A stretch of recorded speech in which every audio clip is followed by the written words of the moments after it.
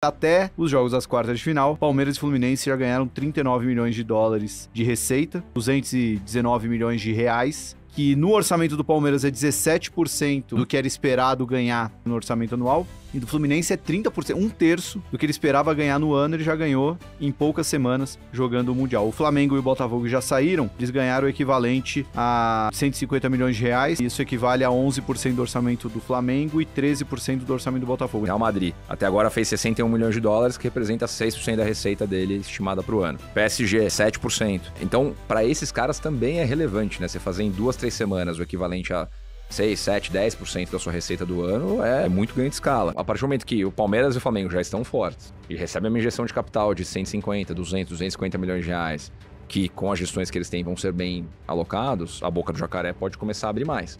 No caso do Botafogo, né, financeiramente é uma caixa preta, a gente não sabe o que acontece lá, então difícil para falar, mas no caso do Fluminense, neste momento, o Fluminense já tem em 25, 380 milhões de reais de receita não recorrente. A provocação que eu quero deixar aqui é, para que o Fluminense vai usar todo esse recurso novo que está entrando? Será que ele vai usar isso para repagar dívida e desalavancar? Ou vai usar para continuar investindo em jogador e competir em pé de igualdade com Flamengo, Palmeiras, Red Bull Bragantino e outros que têm poder para investir? Eu tive pessoas me mandando mensagem e trocando ideia, falando, cara, alguma coisa está acontecendo na Liga Brasileira, porque antigamente vocês chegavam lá no Mundial em dezembro e tomavam espanco. De fato, a gente colocou um farol, né, um luminoso piscando lá, ó, o Brasil tá transformando, o Brasil tá mudando, presta atenção aqui, quem investe em futebol vem olhar o mercado brasileiro.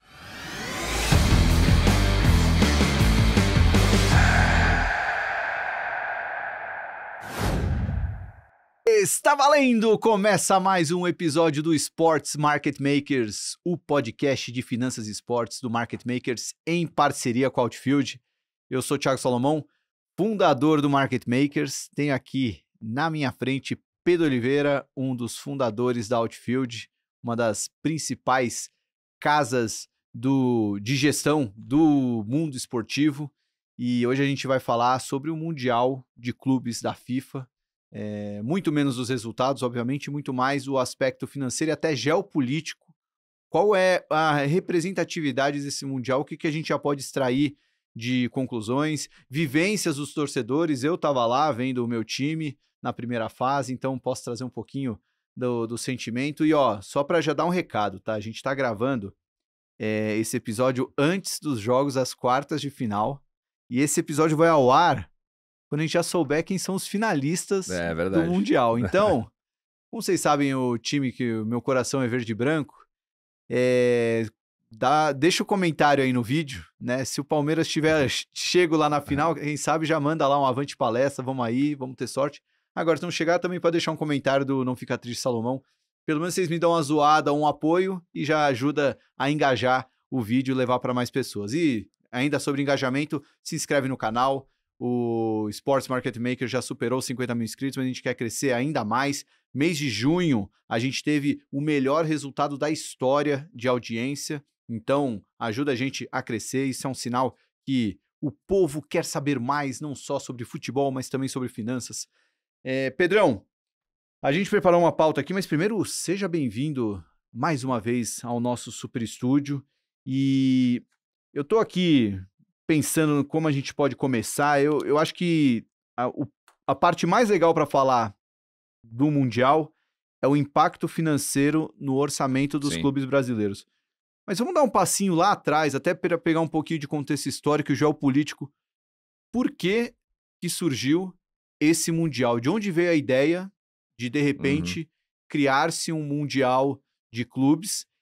E aí, até já indo dentro da mesma pergunta, né? A gente já viu algumas tentativas de campeonatos mundiais lá atrás, né? Teve aquele lá que o Corinthians ganhou, os corneteiros falam que foi a Copa de Verão, mas na verdade era um Mundial, mas não teve uma continuidade. Sim.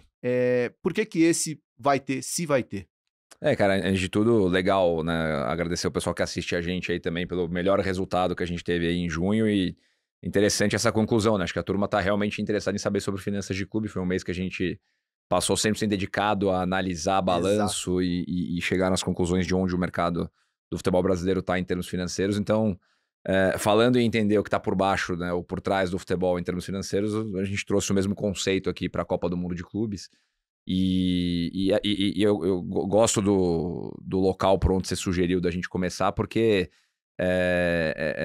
um pouco. Você entrevistou o Daniel Goldberg aqui algumas vezes, e acho que na primeira vez que ele veio, eu absorvi uma frase dele que é muito verdadeira para você analisar algumas coisas, né? Assim, não é o que está acontecendo, é por que está acontecendo. Uhum. Né? Por que isso daí é interessante ou não é interessante, ou é uma boa oportunidade. No caso da Copa do Mundo de Clubes, é o porquê que ela está acontecendo nesse momento. Assim, a análise que a gente faz lá na Outfield é que ela é um produto inovador, né? Mas ela não nasce ao acaso. Se a gente voltar 4 anos no tempo, né, lá para o comecinho de 2021, quem acompanha futebol, sobretudo futebol europeu, vai lembrar daquela tentativa frustrada dos 12 maiores clubes da Europa, né? Alguém pode discordar ali, né? Tinha o Tottenham entre os clubes e tal, né? Isso foi polêmica na época, mas 12 dos principais clubes do mundo, dentre eles Real Madrid, Barcelona, Manchester United, City, etc., se juntaram para criar o que seria a Superliga Europeia, né? A European Super League de clubes, que invariavelmente esvaziar a Champions League, né? Então veio aquele anúncio em abril de 2021, quem acompanhou na época vai lembrar, vários protestos de torcedores, né? A torcida do Liverpool protestando na frente do estádio, torcida do Manchester United, idem, torcida do PSG, então isso criou um ruído grande no contexto do futebol europeu, tanto que a UEFA se mexeu rapidamente para abafar aquele movimento, e como derivada disso veio a reforma no formato da Champions League, né? Então, esse último ano, na temporada 24-25, a gente teve uma nova forma de disputa da Champions League, com aquela primeira fase de liga, né? Como eles mesmos chamam, os clubes se enfrentando em diferentes grupos ali, contando ponto numa tabela única, para depois classificar, etc, etc. E no fim tudo isso aconteceu, essa reforma de produto, porque esses 12 clubes se juntaram lá atrás porque queriam mais dinheiro. Né? Então, no fim, a gente fala muito aqui de esporte americano, e o esporte americano deixa essa lição que, no mundo em que o esporte ao vivo ainda é uma das últimas coisas que retém a nossa atenção enquanto consumidores, você criar formas de destrinchar esse produto, ou entregar mais conteúdo, mais eventos, mais jogos ao vivo, se remunera financeiramente, só que você tem que remunerar a cadeia inteira. Né? Então não adianta a UEFA fazer mais jogos, ganhar mais dinheiro e não dividir isso com os clubes, que era exatamente a razão pela qual os clubes fariam a UEFA, a European Super League. A UEFA abafou, deu mais dinheiro, com isso mais jogos também, que foi uma reclamação de alguns jogadores até, né, de que o calendário ficaria mais inchado. E ok, viemos com uma nova Champions League, com um novo formato, mais dinheiro, né, o campeão da Champions League, ele faz ali por volta de 120 milhões de dólares, que é muito parecido com a premiação que a a FIFA previu aqui para a Copa do Mundo de Clubes. Então, a moral dessa história, eu tô falando tudo isso porque a gente chega num contexto em que, de um lado, a FIFA enxerga a UEFA fazendo esse movimento, né, ação e reação. Os 12 principais clubes da Europa, querendo mais dinheiro, se rebelaram. A UEFA foi lá, mudou o formato da Champions League e deu mais dinheiro para os clubes todos que participam da Champions League. Em paralelo a isso, a gente tem uma FIFA que, na visão do Gianni Infantino, presidente da FIFA, ela é um estado em expansão. Né? Desde que ele assumiu a presidência da FIFA, basta a gente ver os pequenos, grandes ajustes que ele fez no produto Copa do Mundo de Seleções. Né? Então a gente tem hoje uma Copa do Mundo de Seleções que vai em 2026, também nos Estados Unidos, para a primeira edição com 48 seleções. Né? Tem até as brincadeiras aí da seleção brasileira poder se classificar em sexta, sétima, na eliminatória de 10 times aqui na América do Sul, porque a gente vai ter 48 clubes, 48 seleções, perdão, na Copa do Mundo. Isso vai criar uma Copa do Mundo maior, com mais jogos, né? Para botar mais jogo na rede, na grade de televisão, atrair a atenção do consumidor, patrocinadores, etc. Então, a visão do Infantino, e ele falou já sobre isso publicamente, ela é expansionista nesse sentido de ter mais futebol num mundo mais globalizado, de trazer mais seleções, etc., falando do mundo de seleções. Então, aumentou a Copa do Mundo em termos de partidas e formato de disputa, e também aumentou a Copa do Mundo em termos geográficos. Né? Se a gente olhar para o que vai acontecer em 2026, é uma Copa do Mundo que tem 3 sedes, né, inicialmente. A gente fala muito dos Estados Unidos, mas também vão ter jogos no Canadá, também vão ter jogos no México. E a Copa do Mundo de 2030, que vai ser a Copa do Mundo que celebra aí os 100 anos de existência da Copa do Mundo de Seleções, ela vai passar por 6 países. Né? É um pouco uma maluquice a gente falar isso, mas ela vai ter jogos na Argentina, no Uruguai, no Paraguai, no Marrocos, em Portugal e na Espanha. Né? Então a gente tem uma Copa do Mundo itinerante, passando por diferentes lugares, com 48 seleções, vira meio que um festival itinerante de futebol de seleções. Então, ele mexeu já bastante no produto Copa do Mundo Seleções, a gente vai começar a ver isso a partir do ano que vem. E aí, quando ele vê, voltando ao ponto número 1, a UEFA se mexendo para mexer no produto de clubes dela, que é o maior produto do futebol mundial, ele enxerga uma oportunidade e fala, cara, talvez eu tenha um caminho, eu, FIFA, que nunca dialoguei com clubes no formato de competições, né, eu regulo o futebol inteiro em nível global, mas eu nunca tive um produto grande proprietário. Eu tenho, sim, o meu Mundial de Clubes, que lá atrás foi o aspas, né, para nenhum corintiano ficar bravo com a gente, o torneio de verão, que foi, sim, reconhecido como título mundial, depois reformatou a Copa Intercontinental para a partir daquele ano que o São Paulo ganhou em 2005, virar aquele formato com 7 clubes e vindo até agora, até criar o que a imprensa está chamando aí de Super Mundial de Clubes, né, a Copa do Mundo de Clubes agora, justamente para atacar a UEFA ou se posicionar versus a UEFA no momento em que a UEFA vinha um pouco fragilizada e a UEFA deu a resposta para os clubes. Então hoje, todo esse movimento que a FIFA fez é sim um movimento de se posicionar como grande dona do futebol no mundo inteiro e começar a penetrar o futebol, de sair do futebol, só do futebol de seleções, e adentrar o futebol de clubes também, que é um baita negócio, né? A gente sempre fala sobre, no mundo atual, torcedores estarem perdendo a conexão com as seleções para aumentar a sua conexão com os clubes, a FIFA começa a caminhar na mesma direção também. Você foi fazendo esse flashback aí dos campeonatos mundiais de clube, né? Que já tiveram várias tentativas. Até o próprio formato mais recente, que até então era o que vinha sendo implementado, que teve a mudança ali quando o São Paulo foi campeão, mas já era aquele campeonato que você viajava para o outro lado do mundo, né? Que a maioria dos jogos ou era no Japão ou no Emirados Árabes, e era um jogo só. Mas mesmo esse formato, já existia uma crítica em cima, porque o europeu parecia que nunca levava a sério, embora ele sempre ganhasse. Pelo menos grande parte, depois nos últimos anos.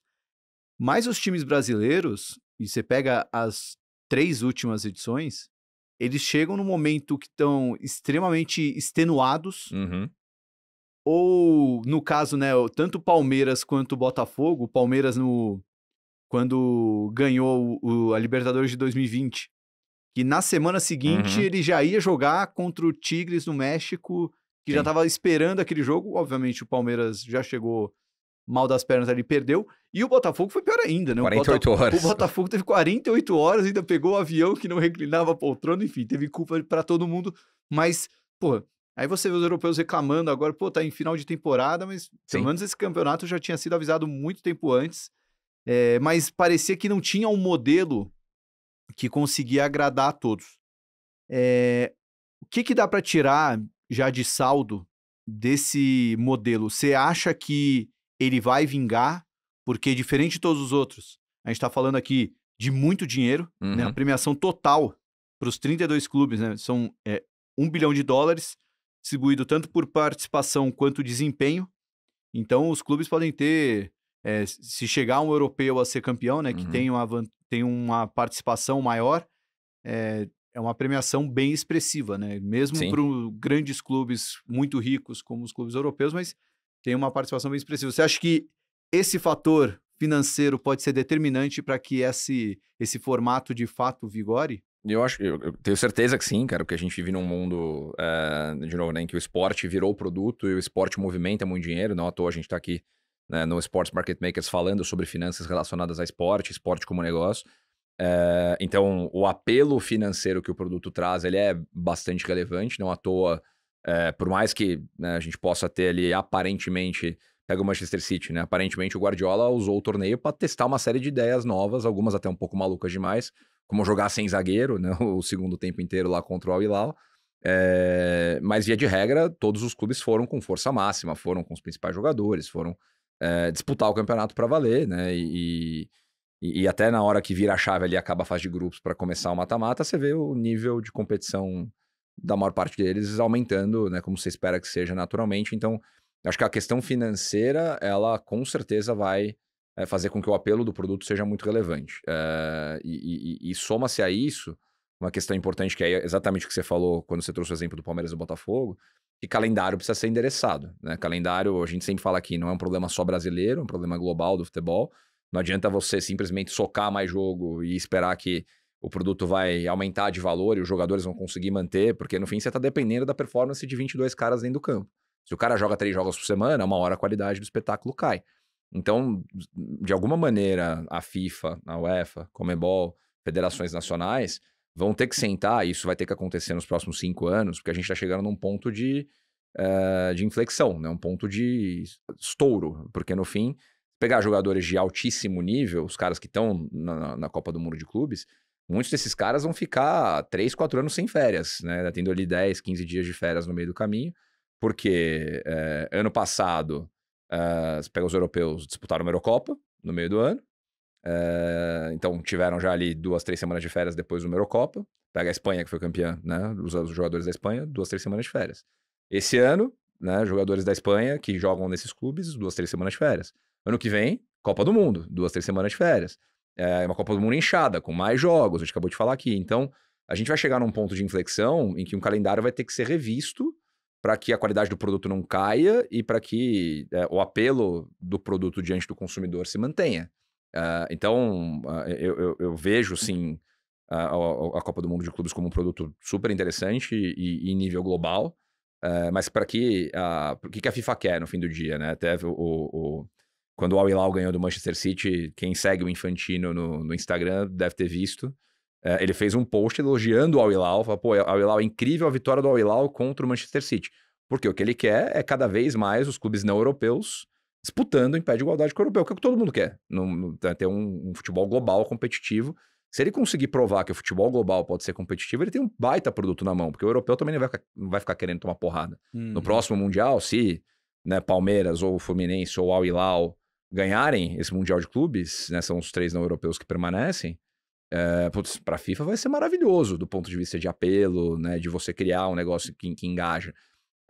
Então, no mesmo dia que o Al Hilal eliminou o Manchester City, o Fluminense eliminou a Internacional, que vice-campeã da UEFA. Exato. Então, tudo é ação e reação, né? Então, no fim, se algum não europeu ganhar, no próximo, com certeza, os caras vão vir para passar o carro, no bom sentido. Uhum. Então, acho que eu coloco essas duas questões como questões fundamentais. A questão financeira, né? $1 bilhão é relevante para qualquer um, né? A gente vai falar aqui depois da participação dessa premiação na receita dos clubes, mas mesmo no caso do Real Madrid, que é a maior receita do futebol mundial, com 1 bilhão e 50 milhões de euros, perdão, quase 1,1 bilhão de euros, a premiação que ele recebeu até agora, até as quartas de final, é 6% da receita dele, em 2 semanas. Então, assim, até para o Real Madrid é relevante. Então, é um apelo realmente muito forte.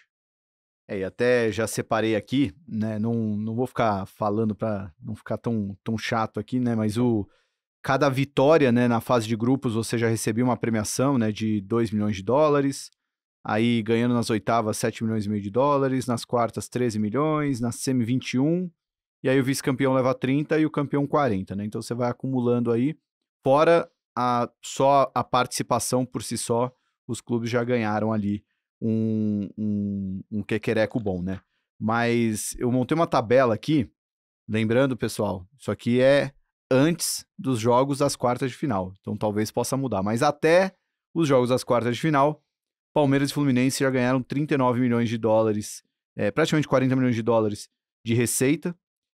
Isso convertendo para uma taxa de câmbio de 5,50, a gente vê uns $219 milhões, que no orçamento do Palmeiras é 17% do que era esperado ganhar em 2024, 2025, né, no orçamento anual.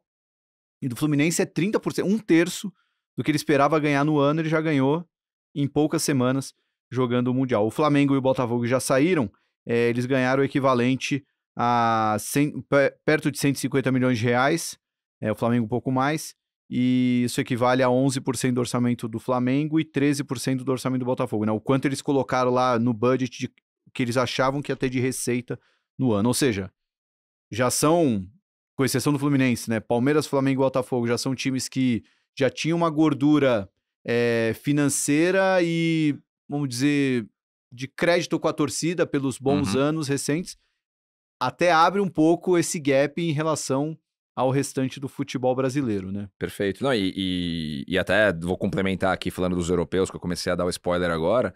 No caso do Real Madrid, né? Lembrando, né, como você falou, que são valores até as quartas de final, então, eventualmente, alguns desses clubes vão avançar e os valores vão mudar. A gente pode atualizar depois aqui, inclusive. Mas Real Madrid, até agora fez 61 milhões de dólares, que representa 6% da receita dele estimada para o ano. Bayern de Munique, até agora fez 58 milhões de dólares, que representa também 6%. PSG, também, né, 7%. Então, para esses caras também é relevante, né? Você fazer em 2, 3 semanas o equivalente a 6, 7, 10% da sua receita do ano é muito ganho de escala. E aí eu fiz 2 exercícios aqui, comparando com os europeus que têm sido muito falados aí da segunda prateleira, né? Um deles, o Porto, que tomou calor do seu palestra lá no início da Copa do Mundo, e o outro, Benfica, que chegou a vencer o Bayern de Munique, que são clubes que estão em Portugal, que é uma liga menor, mas são os dois que despontam lá em Portugal, né? Você pegar, no caso do Porto, que em 2024-25, na temporada, fez 250 milhões de euros de faturamento, isso representa 8%, né, do que ele ganhou no Mundial de Clubes com a eliminação na primeira fase. E o Benfica, que chegou a passar para as oitavas, perdeu do Chelsea, o que ele ganhou no Mundial de Clubes representa 15% do total. Então, para todo mundo é muito relevante. Então, isso mostra o tamanho do esforço que a FIFA fez para conseguir trazer esse dinheiro. Aí é outra pauta interessante da gente abordar e alocar esse dinheiro nos clubes para que os caras, de fato, levassem a competição a sério, né? E assim, por mais que até a própria imprensa brasileira falou um pouco disso, né, que é o pior Porto da história, eu não sei o que, não estão levando a sério, mas eu acho que a recepção dos jogadores do Porto em Portugal, né, com a torcida recebendo... Todo mundo foi demitido. E a declaração do Lautaro Martinez após a derrota para o Fluminense, né, expondo o jogador que não tá querendo... Que não tava levando a sério. Se não tá levando a sério, nem vem jogar aqui. Acho que isso mostra que, pô, pelo menos para quem tá dentro de campo, tem brio, né? Não quer perder o jogo de jeito nenhum. Então, Total. de certa forma, se não estavam levando a sério, talvez vão começar a levar daqui para frente, né? Seja pelo lado financeiro, seja até pelo lado da honra de não querer perder para um adversário, pelo menos o plantel no orçamento menor do que você. Não, exatamente, né? Para quem assistiu o City ao Hilal até o final, no intervalo do primeiro pro segundo tempo da prorrogação, o Guardiola tava dando esporro nos caras, assim, pô, vamos. Perderam do jogo, né? O jogo é jogado, o Hilal também é um bom time, gastou muito dinheiro para montar o elenco deles. Então, tudo isso eu pessoalmente acho muito positivo, somente se a gente conseguir equacionar a questão do calendário, né? Não dá pra gente trabalhar, operar no limite. Inclusive, tem alguns perfis de conteúdo, né, de influenciadores. Tem um que eu sigo que chama Men in Blazers, que são alguns comentaristas americanos. E o cara fez um comentário bem legal que se adequa ou se encaixa 100% a como a gente, brasileiro, enxerga esse tipo de competição. Sempre enxergou, né? Ele falou assim, cara, o Brasil tem um calendário caótico do futebol, mas os caras levam esse negócio tão a sério que a Liga, né, o Campeonato Brasileiro inteiro, 16 times pararam para esperar os 4 irem lá e jogar. Né? Então, no fim, de fato, você parar pra pensar assim, fala, pô, o campeonato inteiro parou pra esperar o Palmeiras, o Flamengo, o Fluminense e o Botafogo irem lá, jogar, ver o que vai acontecer e voltar para voltar ao Campeonato Brasileiro. Então, por quê? Porque calendário é uma questão fundamental de ser endereçado e a gente não consegue endereçar, porque a gente para o campeonato.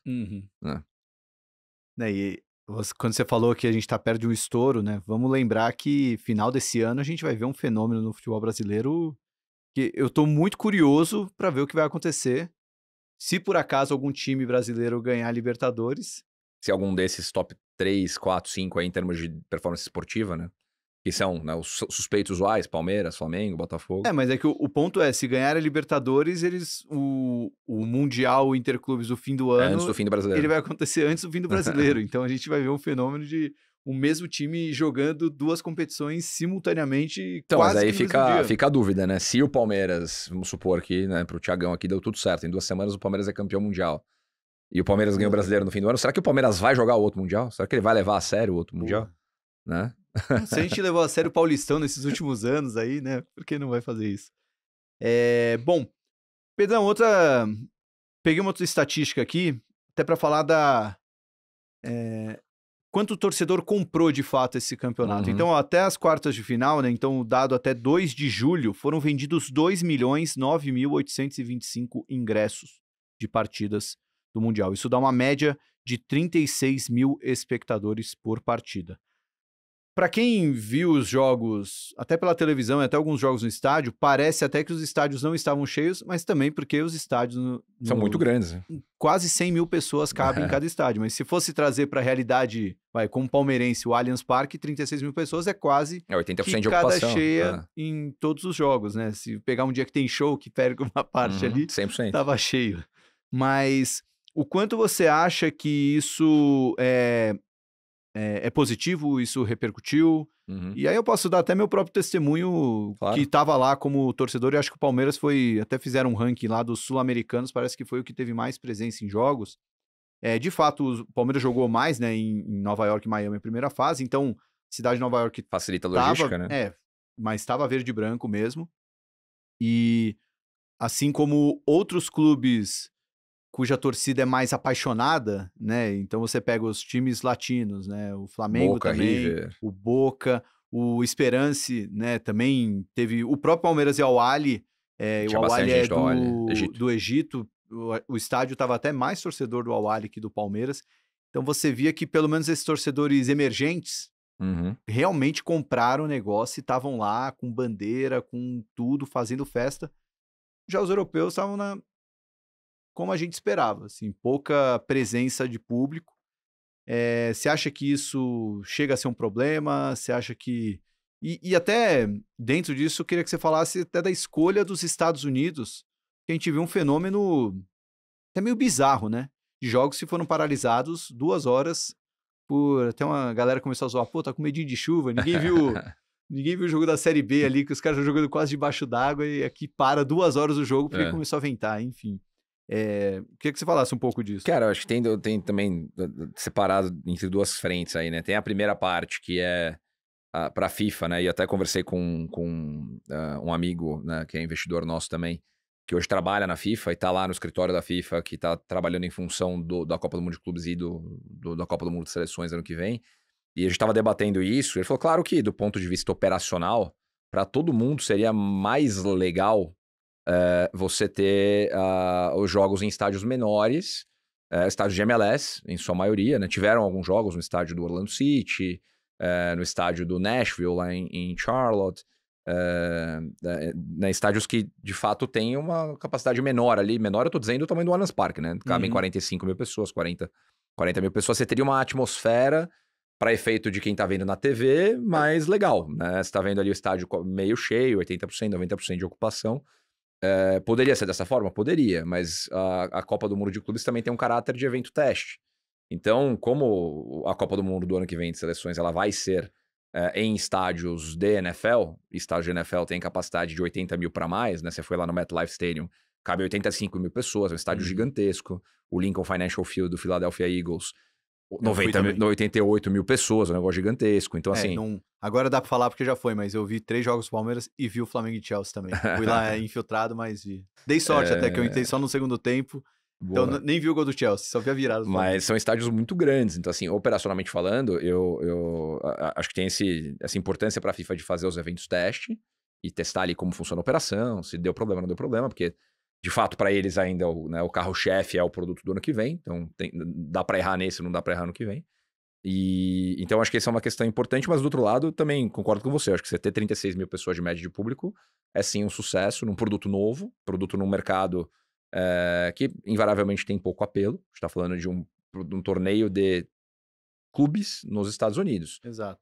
Fora meia dúzia de clubes europeus, vamos ser muito sinceros aqui, o americano médio não conhece o Palmeiras, não conhece o Flamengo, não já ouviu falar, mas não conhece quem é o Paulinho, quem é o Abel, quem é o Arrascaeta, não conhece. Então, dificilmente esse cara vai comprar e vai assistir.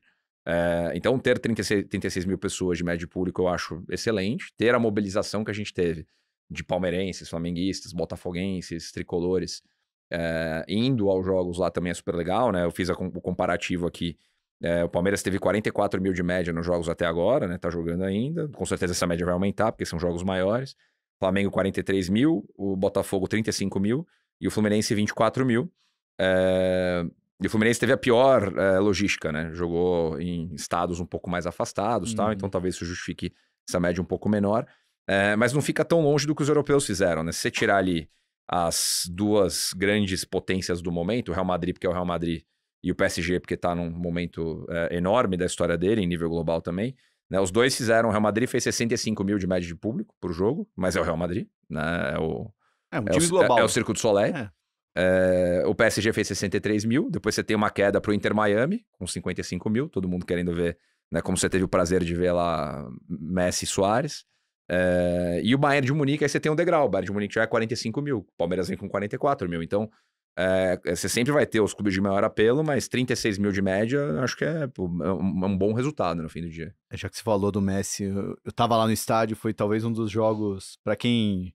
O palmeirense, todo time deve ter algum termo para isso, né? A gente chama de palmeirada, né? Quando o Palmeiras dá aquela entregada que você fala, meu, não é possível que a gente vai entregar um jogo desse. Era um jogo que o Palmeiras conseguiu buscar o empate. E no dia seguinte, só no dia seguinte, quando passou toda a raiva, aquela tranquilidade, pô, pelo menos passamos em primeiro. Eu revendo, fui comer num restaurante argentino lá em Miami e tava lá na TV passando os lances do Messi, da carreira, nem só do jogo. Aí foi caindo a ficha de, puta, que esse cara fez em campo com 36, 37 anos de idade, voltando pra buscar a bola na meia-lua. O cara tem uma leitura de jogo absurda, né? E a torcida do Inter Miami não cantou absolutamente nada o jogo inteiro. Mas quando o Messi começou a realmente entregar, o estádio inteiro começou, Messi, e ficou o estádio inteiro. Assim, eu falei, de onde tá vindo essas vozes? Não é possível, cara. Mas no fim, você descreveu aí o que a FIFA quer, né? A FIFA quer essa competição entre regiões ou países com grandes figuras, não à toa, aí tem a crítica justa, né? O Inter Miami não deveria estar no Mundial por questões esportivas, mas, né, de novo, quem controla o negócio escolhe quem joga. Você pode questionar, né, o critério de escolha, mas, enfim, tava lá, deu certo como produto. Eu acho, assim, se esse campeonato continuar, eles deveriam pegar ou algum desses países emergentes, os que realmente representam o futebol, ou então algo no continente europeu que tem uma logística mais fácil, porque... Estados Unidos é muito grande, né, cara? E numa época pouco propícia para jogar futebol ao meio-dia. 40 graus, assim, com muito calor e esses riscos de tempestade que também... Algo que até foi o Chelsea-Benfica, que o jogo ficou quase 2 horas paralisado, e o treinador do Chelsea falou, eu sou muito grato de estar aqui, jogando, eu não tô querendo reclamar do campeonato, mas, pô, como é que você escolhe um lugar para jogar que você tem que ficar, o risco de ficar 2 horas parado? Como é que eu vou manter motivado, ligado meus jogadores 2 horas no vestiário para voltar pro jogo? Enfim, coisas que... Mas aí entra na história do evento teste, né? Porque aprendeu, agora vai ter algum protocolo para lidar melhor com a situação, pensando numa Copa do Mundo de seleções. Mas até acho que o lado da temperatura realmente já poderia até ter sido pensado antes, sei lá. Talvez fazer só os calendários para jogos ou muito cedo ou muito tarde. Pô, jogar meio-dia, bota o jogo 9 da manhã, pelo menos, então, sei lá. Tem que engaixar na TV, Thiagão. Então, e aí você tocou num ponto. Televisão. Cara, a gente tava lá eu tava com um grupo de brasileiros e eu nem conhecia o DAZN, o DAZN, que foi por lá que a gente assistiu os jogos quando a gente tava na casa. Tem até o fenômeno Cazé TV também, que... Sim. Enfim, o que dá pra tirar já de insight? Eu sei que a gente já falou disso, né, de direitos de transmissão em alguns episódios do Sports Market Makers, mas me deu a impressão que talvez aí tenha saído os grandes vencedores, assim, desse formato global aí, mas o que dá pra já tirar de conclusão desse formato de transmissão de um evento global futebolístico? Acho que antes de entrar no formato, né, acho que é importante explicar, né, para quem não sabe o que é o DAZN e por que a gente chegou nesse contexto aí deles terem os direitos globais. Né? Quando a FIFA, olhando pelo lado da FIFA primeiro, né, quando a FIFA criou o conceito do Mundial de Clubes, 3, 4 anos atrás, ela começou a tatear o mercado e a gente falou com bastante gente sobre isso, né? Eu conheço bastante gente que já trabalhou no DAZN lá no escritório de Nova York, e algumas pessoas até já saíram. E a gente tem, né, bons relacionamentos com o pessoal que trabalha na Apple, na área de direito de transmissão, na Paramount. Então, assim, eu conversei com bastante gente que fala, cara, a FIFA tá fora de si. A FIFA tá querendo vender os direitos de um torneio que nunca foi feito. Tudo bem que vão ter as grandes marcas do futebol mundial, mas ninguém sabe qual que é o apelo de audiência desse negócio ainda, mas ela quer vender por $1 bilhão. Né, por quê? Porque o Infantino botou esse número e vamos trabalhar atrás desse número. Por muito tempo, essas negociações se arrastaram com esses principais players aí incluindo a Globo aqui no Brasil, incluindo o BBC no Reino Unido, Sky, enfim. E as negociações não andaram, até que no final do ano passado a conversa com o DAZN engatou. E aí falando do DAZN especificamente, né, ele é uma plataforma de streaming 100% focada em esportes, né, eles se posicionaram no momento da fundação da empresa lá em 2017, 2018 como o Netflix dos esportes, com um modelo que demanda muito capital, né, então a empresa teve que ter um dispêndio grande de capital para comprar o direito de transmissão, né, a maturidade do business de transmissão esportiva ela é complexa no começo, que você tem que botar muito dinheiro na frente para ter o direito de transmitir, para depois produzir, para depois vender para os anunciantes e recuperando isso com o tempo. O DAZN ele é de um bilionário russo, chamado Leo Blatevnik, que saiu da Rússia há muito tempo atrás, hoje mora no Reino Unido. Se eu não me engano, ele é uma das 5 pessoas mais ricas do Reino Unido, inclusive. E ele botou muito dinheiro para fazer o negócio girar, comprar direitos, etc. O DAZN chegou a ter operação no Brasil até a pandemia, que era uma operação tocada pelo Bruno Rocha, um brasileiro que trabalhava há muito tempo no Reino Unido, enfim, e um cara brilhante no contexto de direito de transmissão. Chegaram a comprar direitos de Série B do brasileiro, Série C do brasileiro, Sul-Americana. E aí na pandemia a operação foi desmontada aqui por uma série de questões. Mas estou dando todo esse contexto porque o modelo de negócio do DAZN é assinatura. Né? Então, principalmente vou ganhar dinheiro como? Pô, o Thiago quer assistir os jogos que eu tenho lá, igual a Netflix, eu pago uma mensalidade e assisto. A inovação aqui no contrato deles com a FIFA, que gerou muita estranheza inicialmente, aí depois a gente vai chegar na questão geopolítica, é que eles toparam pagar $1 bilhão para fazer a transmissão gratuita. Mas o cara ganha dinheiro vendendo assinatura. Quando ele vai gastar um dinheiro que ele nunca gastou para ter um direito que ele tá acreditando que pode ser um grande driver de geração de negócio, ele abre o sinal para todo mundo. Então, gerou essa primeira estranheza em todo mundo, porque isso foi anunciado em novembro, dezembro do ano passado. E aí, consequentemente, né, como eles tinham esse acordo guarda-chuva em nível global, eles tiveram a possibilidade também de repassar esses direitos. Então, eles que fizeram o sublicenciamento ou a revenda, por assim dizer, dos direitos para a Cazé TV, para a Globo, para outras emissoras e redes em diferentes países. Então, isso, claro, que traz uma receita para ajudar a tapar esse buraco aí de $1 bilhão que eles gastaram. Mas o ponto mais interessante dessa história, aí vamos terminar aqui essa narrativa inteira, ou essa construção inteira, para chegar no contexto geopolítico, é que o acordo de direito de transmissão do DAZN foi anunciado em dezembro. Se não me engano, em março, o Fundo Soberano da Arábia Saudita, o PIF, anunciou um investimento de $1 bilhão no DAZN, por 10% da empresa. E aí, em abril, a FIFA anunciou uma bolsa de premiação geral de $1 bilhão para todos os clubes participarem do negócio. Então, né, não precisa fazer 2 mais 2 para ver que essa conta dá 4. Então, o que aconteceu? Né, num contexto em que a FIFA tinha acabado de dar a Copa do Mundo de 2034, né, quem venceu o processo BID para a Copa de 2034 foi a Arábia Saudita. A Arábia Saudita, que já há alguns anos vem numa política ultra expansionista em termos de usar o futebol como um espelho ou uma bandeira da Arábia Saudita no mundo inteiro para posicionar o país, abrir as portas do país para o mundo inteiro, gastar o que está gastando lá com o Cristiano Ronaldo, Neymar, enfim, vários jogadores que estão lá. Então, o investimento saudita no futebol é muito grande hoje, conseguiu ganhar uma Copa do Mundo e, consequentemente, depois fez um investimento no DAZN que tem os direitos da Copa do Mundo de clubes no mundo inteiro. Então, tem uma triangulação aí que foi feita entre Fundo Soberano da Arábia Saudita, DAZN e FIFA, que resultou nessa conclusão aí do DAZN abrir o sinal para todo mundo, falar, cara, pra gente é importante que todo mundo assista, não vou vender, vou dar de graça. Por isso que a gente chegou nessa situação aí de vocês conseguirem ver sem pagar uma assinatura. E você usou a palavra geopolítica, né? 2021 também foi um ano, aliás, veio 2022 isso, né?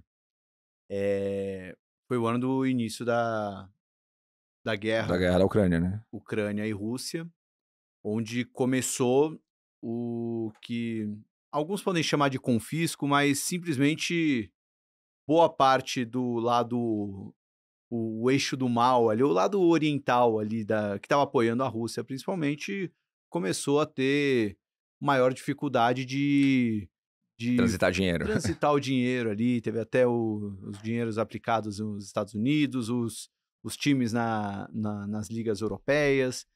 Então, também você vê um contexto ali de outra forma de você conseguir ter uma exposição, né, Uhum.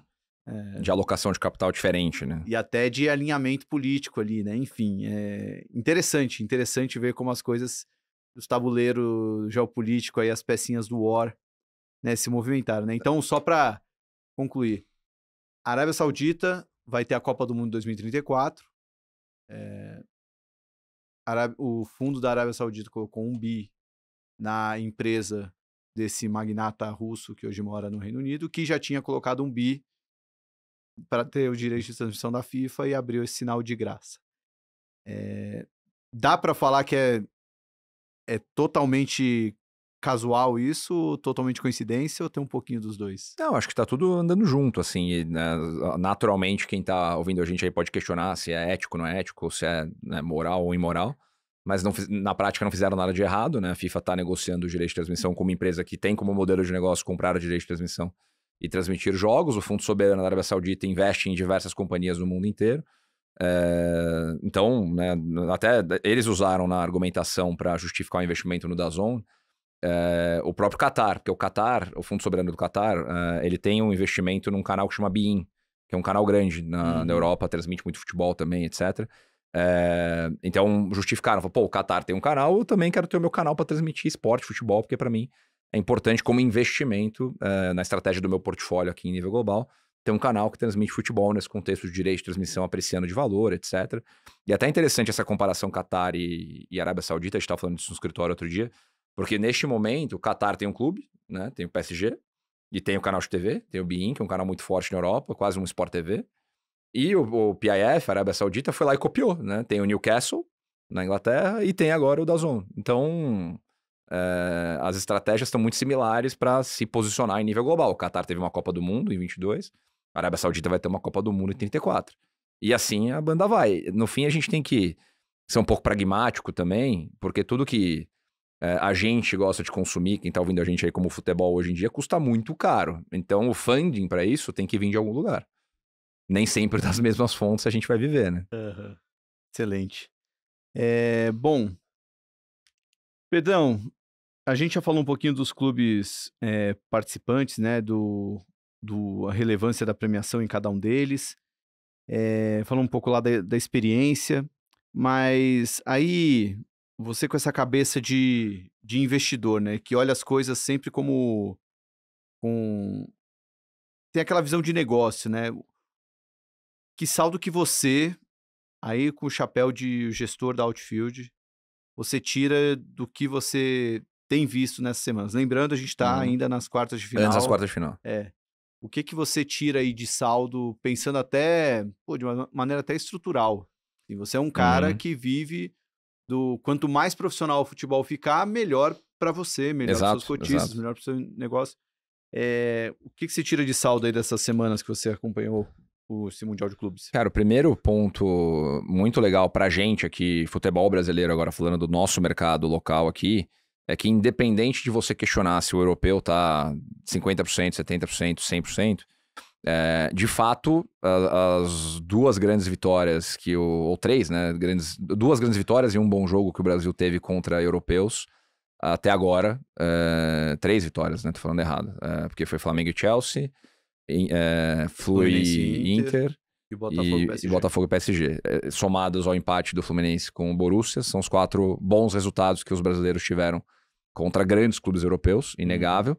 Então tudo isso gerou no mínimo uma curiosidade muito grande em quem tá lá fora, e seja na Europa, Estados Unidos, México, mas eu tive pessoas me mandando mensagem e trocando ideia, falando, cara, alguma coisa tá acontecendo na Liga Brasileira, porque antigamente vocês chegavam lá no Mundial em dezembro e tomavam espanco, né? E agora, por alguma razão, pode ser porque o europeu tá cansado, o europeu não tá levando a sério, o brasileiro tá no meio da temporada, tiveram todas as tentativas de justificar por que o Botafogo ganhou do PSG. Porque era o pior PSG da história. Sendo que, né, na verdade, é o melhor PSG da história, né? Mas é verdade, né? O nível de futebol do PSG hoje é altíssimo, né? O cara meteu 5-0 na final da Champions, né? Então, e o Botafogo vai lá um mês depois. E 4-0 na estreia. Vai lá depois e ganha o Botafogo, então é um resultado super relevante. Então, o primeiro ponto bem legal pra gente aqui no mercado brasileiro é isso. A gente chamou a atenção do mundo em relação ao fenômeno que está acontecendo no Brasil. Lembrando que a gente está aqui em 2025 vindo de um vento interessante do ponto de vista de mudança para o futebol brasileiro, né? Com a lei do mandante, a lei da SAF, a formação da liga, né, da LFU de um lado, da Libra do outro, que a gente espera que em breve resultem na unificação de uma liga única centralizada. Então, todos esses pequenos, grandes movimentos estruturais vão se somando, ao passo que você tem um resultado esportivo em nível global tão relevante, isso chama a atenção de vários investidores lá fora. A gente mesmo foi procurado por 2 grupos com quem a gente até então não tinha falado. Assim, pô, eu quero entender melhor onde o Brasil tá, quem são os clubes que estão disponíveis para eu investir. Né? De fato, a gente colocou um farol, né? um luminoso piscando lá, ó, o Brasil tá transformando, o Brasil tá mudando, presta atenção aqui, quem investe em futebol vem olhar o mercado brasileiro. Então esse primeiro fator é inegável, muito positivo para o Brasil. O segundo fator que também acho que é inegável é o apelo do produto em nível global. Não sei qual era a meta da FIFA, mas se você olhar para, como você falou aí, para os emergentes, né, o nível de engajamento que gerou no Brasil, na Argentina, né, coincidentemente eu estava em Miami até um dia antes da estreia do Inter Miami contra o Al-Ahly, numa conferência de futebol que teve lá. E tinha muita gente do Al-Ahly na cidade, né, muita gente. O CEO do Al-Ahly estava no evento, enfim, conversei com o cara também. Ele falou que tinha estimado que 15 mil pessoas tinham ido do Egito para os Estados Unidos. E aí, né, o seu depoimento aí de que tinha talvez até mais torcedores do Al-Ahly do que do Palmeiras no jogo é bem significativo. Então, acho que os emergentes, como você colocou, né, Brasil, Argentina, próprio México com Monterrey, alguns times dos Estados Unidos, né, o Seattle jogou em casa e mobilizou uma torcida grande, o Miami jogou em casa, mobilizou uma torcida grande, os times do Middle East ali, do Oriente Médio. Então eu acho que o segundo fator inegável também é o apelo que o produto teve, e aí tem sempre o desafio, né, nessa guerra fria de FIFA e UEFA, conseguir atrair os europeus, qual o nível de engajamento que o cara tem, etc.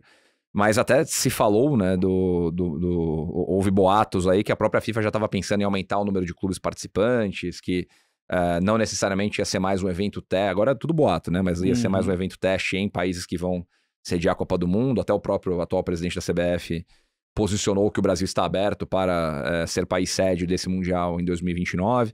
Então, o segundo ponto temos um novo produto, né? Ele está validado. Se a FIFA vai optar por seguir com ele ou não, não sabemos ainda, mas todos os indicadores que a gente está falando aqui parecem ser positivos. Até peguei uma frase aqui do Abel na coletiva, fui até checar os números. Depois do Palmeiras e Porto, falaram sobre a superioridade de torcedores do Palmeiras no estádio. Aí o Abel exaltou muito, aliás, em todas as coletivas ele exaltou muito o Palmeiras como instituição, como torcida, enfim. Mas ele trouxe uma estatística que também reflete muito o poder desses emergentes num campeonato como esse. Né? Que Portugal tem aproximadamente 10 a 11 milhões de habitantes. Sim. O Palmeiras tem 16 milhões de torcedores. Então, a nação Palmeiras é maior do que o país Portugal, né? Então, se pensar que tem vários times em Portugal, né? Os três grandes, né? Porto, Benfica e Sporting, devem representar boa parte da torcida ali, mas só o Palmeiras tem muito mais habitantes que só o Portugal. E a gente vê os países que têm muitos habitantes podendo ter uma diferença absurda, né?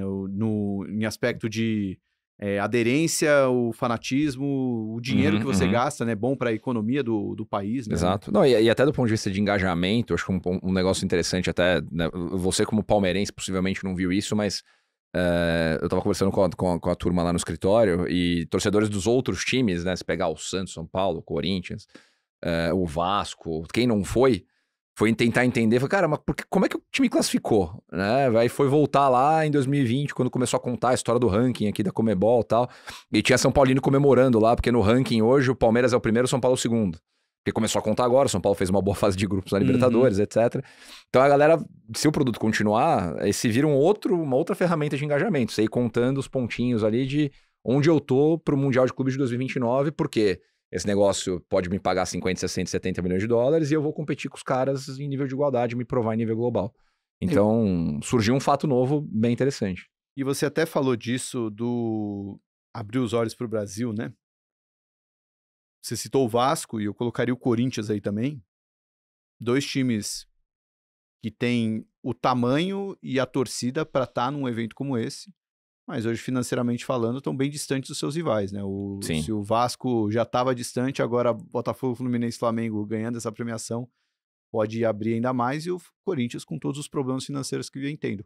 Por outro lado, abre uma oportunidade para alguém que, se tem alguém querendo olhar para o Brasil e falar, pô, aqui tem Potencial. um celeiro bom, pô, tem duas blue chips, um período bem complicado ali, que pode virar um produto no longo prazo. Né? E até o Thiago Leifert me mandaram um vídeo dele fazendo uma análise falando sobre, né, a relevância dessa injeção de capital nos clubes de futebol, né, que a FIFA está fazendo, e como isso cria disparidades, né, entre os mais fortes, mais endinheirados, e os menos fortes, menos endinheirados.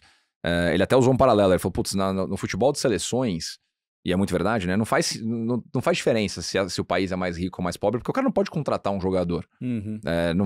O Cristiano Ronaldo não vai ser contratado para jogar no Brasil e vice-versa. Até tem as histórias de naturalização, mas é ínfimo perto do todo. No caso do futebol de clubes, quanto mais dinheiro você tem, mais poder de compra você tem, mais competitivo você vai ser se o dinheiro for bem alocado, né? Vamos chover uma olhada aqui para falar do Flamengo e do Palmeiras. Então, a partir do momento que o Palmeiras e o Flamengo já estão fortes e recebem uma injeção de capital de 150, 200, 250 milhões de reais, que com as gestões que eles têm vão ser bem alocados, a boca do jacaré pode começar a abrir mais. No caso do Botafogo, né, financeiramente é uma caixa preta, a gente não sabe o que acontece lá, então difícil para falar, mas no caso do Fluminense, o Fluminense ano passado, a gente fez a análise aqui, né, eles já tiveram 40%, 45% de receita não recorrente baseada na venda dos atletas, né? Vende muito bem, vendeu o André e alguns outros jogadores.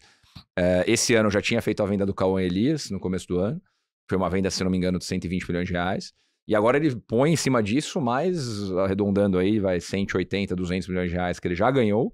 Então, neste momento, o Fluminense já tem em 25, 380 milhões de reais de receita não recorrente.